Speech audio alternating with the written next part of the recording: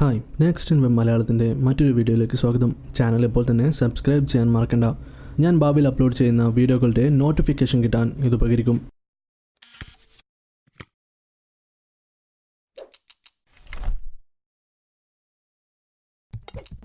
Smart ഫോണുകൾ ഇന്ന് നമ്മുടെ ജീവിതത്തിൻ്റെ ഭാഗമാണ്.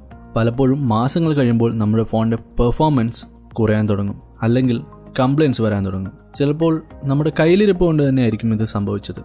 നമ്മൾ മിക്കപ്പോഴും നമ്മുടെ സ്മാർട്ട് ഫോണുകളെ നല്ല രീതിയിൽ കൈകാര്യം ചെയ്യാറില്ല. ഈ വീഡിയോയിൽ പറയുന്ന 15 ടിപ്സ് ഫോളോ ചെയ്താൽ നിങ്ങളുടെ സ്മാർട്ട് ഫോൺ കുറച്ചു കാലം കൂടുതൽ ഉപയോഗിക്കാം. ബാറ്ററി ചാർജിങ്ങിനെ കുറിച്ച് ഞാൻ കുറച്ച് ദിവസങ്ങൾക്ക് മുൻപേ ഒരു വീഡിയോ ചെയ്തിട്ടുണ്ട്. അതിൽ പറഞ്ഞ പോലെ എപ്പോഴും ഫോൺ ബാറ്ററി 100% വരെ ചാർജ് ചെയ്യാതിരിക്കുക. ഇപ്പോൾ ഉപയോഗിക്കുന്ന ലിഥിയം അയോൺ പിന്നെ ലിഥിയം പോളിമർ ബാറ്ററികൾക്ക് മെമ്മറി എഫക്റ്റ് ഇല്ല. അതുകൊണ്ട് തന്നെ ഇടയ്ക്കിടെ ചാർജ് ചെയ്യുന്നത് കൊണ്ട് പ്രോബ്ലം ഇല്ല. ഇന്നത്തെ ഒട്ടുമിക്ക സ്മാർട്ട് ഫോൺ ബാറ്ററികൾക്കും 400 മുതൽ 600 സൈക്കിൾസ് വരെയാണ് ലൈഫ് ഉള്ളത്. ഇതിനെക്കുറിച്ച് കൂടുതൽ അറിയാൻ മുകളിലുള്ള ഐ ഐക്കണിൽ ക്ലിക്ക് ചെയ്ത് ബാറ്ററി ചാർജിങ്ങിനെ കുറിച്ചുള്ള വീഡിയോ കാണുക. 10 മുതൽ 20% വരെ ചാർജ് ഉള്ളപ്പോൾ 75% വരെ ചാർജ് ചെയ്യുക.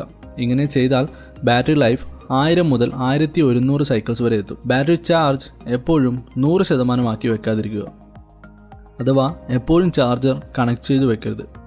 ഇവിടെ ഓവർ ചാർജിങ് എന്ന സാധ്യതയില്ല, കാരണം ബാറ്ററിയുടെ ഉള്ളിൽ തന്നെയുള്ള ഒരു സർക്യൂട്ട് 100% ചാർജ് ആയാൽ ചാർജിങ് സ്റ്റോപ്പ് ചെയ്യും. പക്ഷേ നമ്മൾ ആ ബാറ്ററിയെ ഇടയ്ക്കിടെ അതിൻ്റെ തന്നെ ചാർജ് ഉപയോഗിക്കാൻ അനുവദിക്കുക. കഴിയുന്നതും 40-നും 80%-നും ഇടയിലുള്ള ചാർജ് എപ്പോഴും സൂക്ഷിക്കുക. ഇങ്ങനെ ചെയ്യുന്നത് ബാറ്ററി ലൈഫ് കൂട്ടും. വില കുറഞ്ഞ ലോ ക്വാളിറ്റി ചാർജറുകൾ അല്ലെങ്കിൽ കേബിളുകൾ ഉപയോഗിക്കാതിരിക്കുക. അതുപോലെ നിങ്ങളുടെ സ്മാർട്ട് ഫോൺ അല്ലെങ്കിൽ ഗാഡ്ജറ്റിൽ ബാറ്ററി റിമൂവബിൾ ആണെങ്കിൽ ചീപ്പ് ബാറ്ററിയും ഉപയോഗിക്കാതിരിക്കുക. വില കുറഞ്ഞ ബാറ്ററിയിൽ ചിലപ്പോൾ അതിൽ തന്നെ ഉണ്ടായിരിക്കേണ്ട ഓവർ ചാർജിങ് പ്രൊട്ടക്ഷൻ സർക്യൂട്ട് ഉണ്ടായിരിക്കില്ല. ഇത്തരം ബാറ്ററികളും ചാർജറുകളും തീപിടിക്കാൻ വരെ കാരണമായേക്കാം. ഇത്തരം ചാർജറുകൾ ഷോക്ക് അടിക്കാനും കാരണമാവാറുണ്ട്. ഫോണിന് സപ്പോർട്ട് ഇല്ല എങ്കിൽ ഫാസ്റ്റ് ചാർജറുകൾ ഉപയോഗിക്കരുത്. ക്വിക്ക് ചാർജ് സർട്ടിഫൈഡ് ആയിട്ടുള്ള ചാർജറുകൾ നല്ലതായിരിക്കും. ഇവ 9 അല്ലെങ്കിൽ 12 വോൾട്ടിലായിരിക്കും വർക്ക് ചെയ്യുക. പക്ഷേ വേറെ ചില വില കുറഞ്ഞ ചാർജറുകൾ ക്വിക്ക് ചാർജ് സപ്പോർട്ട് ഇല്ലാത്ത സ്മാർട്ട് ഫോണുകളെ പോലും പെട്ടെന്ന് ചാർജ് ചെയ്യും എന്ന് അവകാശപ്പെടാറുണ്ട്. അവ ഉപയോഗിക്കാതിരിക്കുക. നിങ്ങൾ കട്ടികൂടിയ പ്രൊട്ടക്റ്റീവ് കേസുകൾ ഉപയോഗിക്കാറുണ്ടോ? അവ ഉപയോഗിക്കുമ്പോൾ ഫോൺ ചൂടാവാറുണ്ടോ? ഇതിൻ്റെ കൂടെ ബാറ്ററി ടെമ്പറേച്ചർ വാർണിംഗ് കൂടി കാണാറുണ്ട് എങ്കിൽ ആ കേസുകൾ അല്ലെങ്കിൽ കവറുകൾ ഉപയോഗിക്കാതിരിക്കുക. ഫോൺ ചാർജ് ചെയ്യുമ്പോൾ ചൂടാവുന്നുണ്ട് എങ്കിൽ കേസ് ഉപയോഗിക്കാതിരിക്കുന്നതാണ് നല്ലത്. കഴിയുന്നതും ഫോൺ മാനുഫാക്ചറർ നൽകുന്ന അല്ലെങ്കിൽ മാനുഫാക്ചറർ സർട്ടിഫൈഡ് ആയിട്ടുള്ള കേസ് അല്ലെങ്കിൽ കവർ മാത്രം ഉപയോഗിക്കുക. ഓരോ 3 മാസം കൂടുമ്പോഴും ഫോൺ ബാറ്ററി കംപ്ലീറ്റായി ഡ്രെയിൻ ചെയ്യുക. അതായത് 0% ആക്കിയ ശേഷം അപ്പോൾ തന്നെ 100% വരെ ചാർജ് ചെയ്യുക. ചൂട് കൂടിയ സ്ഥലങ്ങളിൽ ഫോൺ വെക്കാതിരിക്കുക. അതുപോലെ ചാർജ് ചെയ്യുമ്പോൾ അല്ലെങ്കിൽ മറ്റെന്തെങ്കിലും ചെയ്തുകൊണ്ടിരിക്കുമ്പോൾ ഫോൺ ടെമ്പറേച്ചർ കൂടിയാൽ അത് അങ്ങനെ തന്നെ ഉപയോഗിക്കാതിരിക്കുക. ലിഥിയം അയൺ ബാറ്ററികൾ ചൂടായാൽ അവയുടെ ആയുസിനെ തന്നെ അത് ബാധിക്കും. ഫോണുകൾ വെയിലത്ത് വെക്കാതിരിക്കുക. ചൂട് കൂടുതലുള്ള മറ്റ് ഇലക്ട്രോണിക് എക്യുപ്മെൻറ്റ്സിൻ്റെ അടുത്തും വെക്കാതിരിക്കുക. ബാറ്ററി മാത്രമല്ല, നമ്മുടെ സ്ക്രീനിൻ്റെ കളർ പോലും ഫെയ്ഡ് ആവാൻ നേരിട്ടുള്ള സൂര്യപ്രകാശത്തിൽ ഫോൺ വെക്കുന്നത് കാരണമാവാം. ചൂട് പോലെ തന്നെ തണുപ്പും പ്രശ്നമാണ്. നമ്മുടെ നാട്ടിലെ ചെറിയ തണുപ്പല്ല ഇവിടെ ഉദ്ദേശിക്കുന്നത്, എക്സ്ട്രീം കോൾഡ് കണ്ടീഷൻസ് ആണ്. അങ്ങനെയുള്ള അവസരങ്ങളിൽ ഫോൺ കോട്ടിൻ്റെ ഉള്ളിലെ പോക്കറ്റിലോ അല്ലെങ്കിൽ ഒരു പ്രൊട്ടക്റ്റീവ് കവറിലോ സൂക്ഷിക്കുക. ബ്രൈറ്റ് വാൾപേപ്പറുകൾ ഉപയോഗിക്കാതിരിക്കുക. അതുപോലെ സ്ക്രീൻ ബ്രൈറ്റ്നസ്സും കുറച്ച് വെക്കുക. ഓരോ തവണ ഫോൺ അൺലോക്ക് ചെയ്യുമ്പോഴും ബ്രൈറ്റും കളർഫുള്ളുമായ വാൾപേപ്പറാണ് ഫോണിൽ ഉള്ളത് എങ്കിൽ അത് ബാറ്ററി ലൈഫ് കുറയ്ക്കും.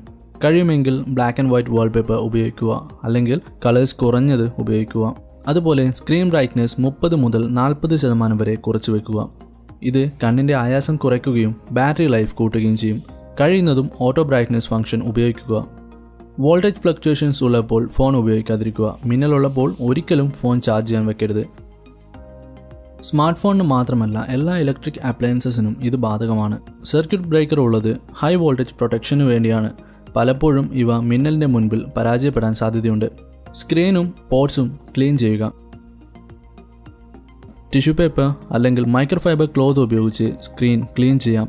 ക്ലീനിങ് ലിക്വിഡ് ഒരിക്കലും ഉപയോഗിക്കരുത്. ഇതിലുള്ള അമോണിയ സ്ക്രീനിന് ഡാമേജ് ചെയ്യാൻ സാധ്യതയുണ്ട്. ഫോൺ നമ്മൾ ബാഗിലും പോക്കറ്റിലും ഇട്ടുകൊണ്ട് നടക്കുമ്പോൾ അതിൻ്റെ മെയിൻ പോർട്ടുകളിൽ പൊടിയും അഴുക്കും കയറിയിട്ടുണ്ടാവും. പ്രധാനമായും 3.5mm ഓഡിയോ ജാക്കിലാണ് ഇങ്ങനെ പൊടി കയറാറ്. ആകെ ഉണ്ടാവാറുള്ള 2 പോർട്ടുകളിൽ വലുതും ഇതാണ്. പൊടി കയറിയ സമയത്ത് ഇയർഫോൺ കണക്ട് ചെയ്താൽ ആ ഡസ്റ്റ് അല്ലെങ്കിൽ ഡേർട്ട് കൂടുതൽ അകത്തേക്ക് പോകാം. ഫോൺ ഓഫ് ചെയ്ത ശേഷം ഒരു ടൂത്ത് പിക്ക് ഉപയോഗിച്ച് ഈ പോർട്ട് ക്ലീൻ ചെയ്യാവുന്നതാണ്. സ്ക്രീൻ ക്ലീൻ ചെയ്യാൻ വേണ്ടി ഉപയോഗിക്കുന്ന ചെറിയ മൈക്രോഫൈബർ ക്ലോത്തും ഇതിനായി ഉപയോഗിക്കാം. ഫോണിൽ വെള്ളം കയറാതെ സൂക്ഷിക്കുക. പല ഫോണുകളും ഇന്ന് ഡാമേജ് ആവാനുള്ള കാരണം വെള്ളമായിരിക്കും. വെള്ളത്തിൽ വീണ ഫോണിന്റെ ബാറ്ററി റിമൂവ് ചെയ്യുകയാണ് ആദ്യം ചെയ്യേണ്ടത്. പക്ഷേ ഇന്ന് വരുന്ന പല ഫോണുകളുടെയും ബാറ്ററി നോൺ റിമൂവബിൾ ആയതുകൊണ്ട് ഇത് സാധ്യമല്ല. ഇത് ഫോൺ ഡാമേജ് ആവാനുള്ള സാധ്യത വർദ്ധിപ്പിക്കുന്നു. റിമൂവ് ചെയ്യാൻ പറ്റുന്ന സിം, മെമ്മറി കാർഡ് എന്നിവ പുറത്തെടുക്കുക. എന്നിട്ട് കുറച്ച് അരിയിൽ ഫോൺ പൂഴ്ത്തി വെക്കുക. അരി വെള്ളം വലിച്ചെടുത്തോളും. ഭാഗ്യമുണ്ടെങ്കിൽ ആ ഫോൺ വീണ്ടും വർക്കാവും. ഫോൺ വാട്ടർ റെസിസ്റ്റന്റ് ആണെങ്കിൽ പോലും ഹൈ ഹ്യൂമിഡിറ്റി ഉള്ള സ്ഥലങ്ങളിൽ ഫോൺ കൊണ്ടുപോകാതിരിക്കുക. ഫോൺ സൂക്ഷിച്ച് ഉപയോഗിക്കുക. ഡ്രൈവ് ചെയ്യുമ്പോൾ ഡാഷ്ബോർഡിൽ ഫോൺ വെക്കാതിരിക്കുക. ബമ്പിലും കുഴിയിലും കൂടി കാർ കയറി ഇറങ്ങുമ്പോൾ ഇടയ്ക്കിടെ ഉണ്ടാകുന്ന മൂവ്മെന്റ്സും കുലുക്കവും ഫോൺ പിന്നീട് ഡാമേജ് ആവാൻ കാരണമായേക്കാം. ചൂടുള്ള സമയത്ത് ഫോൺ കയ്യിൽ തന്നെ വെക്കാതിരിക്കുക. കയ്യിലെ ചൂട് കൂടി ആവുമ്പോൾ ഫോൺ ബാറ്ററി ഓവർഹീറ്റ് ആവാം. കേസ് ഉപയോഗിക്കുന്നുണ്ടെങ്കിൽ ബ്ലാക്ക് കളർ അവോയ്ഡ് ചെയ്താൽ ഓവർഹീറ്റിംഗ് കുറയും. ഫോൺ ഇറങ്ങി 2 വർഷം ആയെങ്കിൽ സോഫ്റ്റ്വെയർ അഥവാ ഓപ്പറേറ്റിംഗ് സിസ്റ്റം അപ്ഡേറ്റ് ചെയ്യാതിരിക്കുക. ഇത് മാനുഫാക്ചറർ മനഃപൂർവ്വം പെർഫോമൻസ് കുറയ്ക്കാൻ വേണ്ടി ചെയ്യുന്നതാവണമെന്നില്ല. പുതിയ സോഫ്റ്റ്വെയർ അപ്ഡേറ്റുകൾ വരുന്നത് പെർഫോമൻസ് കൂടിയ പുതിയ ഹാർഡ്വെയറിന് വേണ്ടിയായിരിക്കും. പക്ഷേ ഇത് നമ്മുടെ പഴയ ഹാർഡ്വെയർ ഉള്ള ഫോണിനെ സ്ലോ ആക്കും. ഒരു പുതിയ സോഫ്റ്റ്വെയർ അപ്ഡേറ്റ് ഇൻസ്റ്റാൾ ചെയ്യുന്നതിന് മുമ്പ് മറ്റുള്ള യൂസേഴ്സിന്റെ റിവ്യൂ വായിക്കുക. ഇത്തരം അപ്ഡേറ്റുകൾ ഇൻസ്റ്റാൾ ചെയ്താൽ പഴയ സോഫ്റ്റ്വെയർ വേർഷനിലേക്ക് പോകാൻ ബുദ്ധിമുട്ടായിരിക്കും. ക്ലൗഡ് സ്റ്റോറേജ് ഉപയോഗിക്കുക.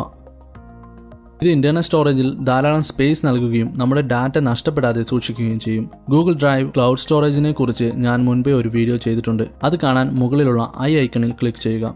ഇതല്ലാതെ വേറെ ഏതെങ്കിലും ടിപ്സ് അറിയാമെങ്കിൽ താഴെ കമന്റ് സെക്ഷനിൽ പോസ്റ്റ് ചെയ്യാൻ മടിക്കേണ്ട. ഈ ടിപ്സ് നിങ്ങളുടെ ഫ്രണ്ട്സിനെ അറിയിക്കാൻ വേണ്ടി ഈ വീഡിയോ ഷെയർ ചെയ്ത് കൊടുക്കുക. ഇത്തരത്തിൽ ഇനിയും വീഡിയോസ് ചെയ്യാനുള്ള ഇൻസ്പിറേഷൻ നിങ്ങളുടെ ഓരോ ഷെയറും ലൈക്കുമാണ്. നിങ്ങളുടെ അഭിപ്രായങ്ങളും സംശയങ്ങളും താഴെ കമന്റ് സെക്ഷനിൽ പോസ്റ്റ് ചെയ്യാൻ മറക്കേണ്ട. ഭാവിയിൽ ഞാൻ പോസ്റ്റ് ചെയ്യുന്ന വീഡിയോകൾ ലഭിക്കാൻ ചാനൽ ഇപ്പോൾ തന്നെ സബ്സ്ക്രൈബ് ചെയ്യുക. That's it for now. See you next time. Have a great day.